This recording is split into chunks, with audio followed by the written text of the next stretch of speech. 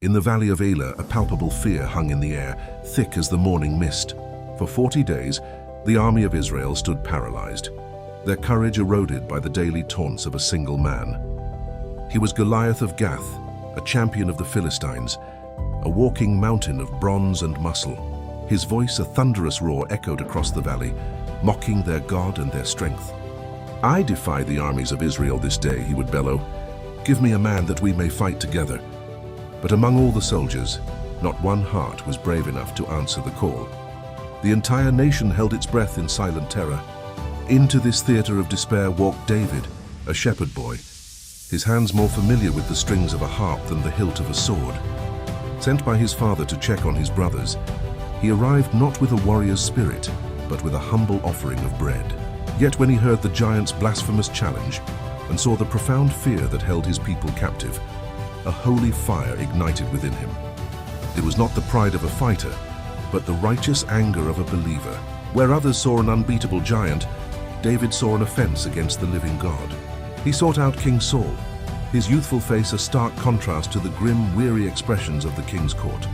"Let no one's heart fail because of him," David declared, his voice unwavering.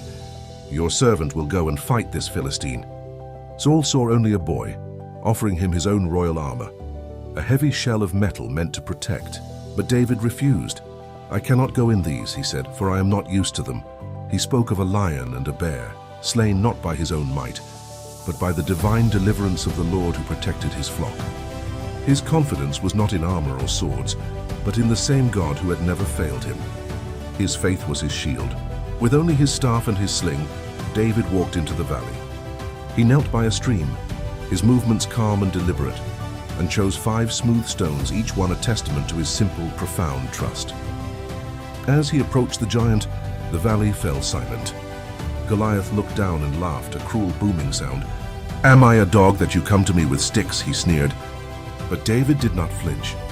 His voice, clear and powerful, cut through the giant's mockery. "You come against me with sword and spear and javelin, but I come against you in the name of the Lord Almighty, the God of the armies of Israel, whom you have defied."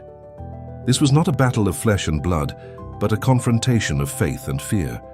In a single fluid motion, David placed a stone in his sling and spun it above his head, a whisper of hope against a roar of disbelief.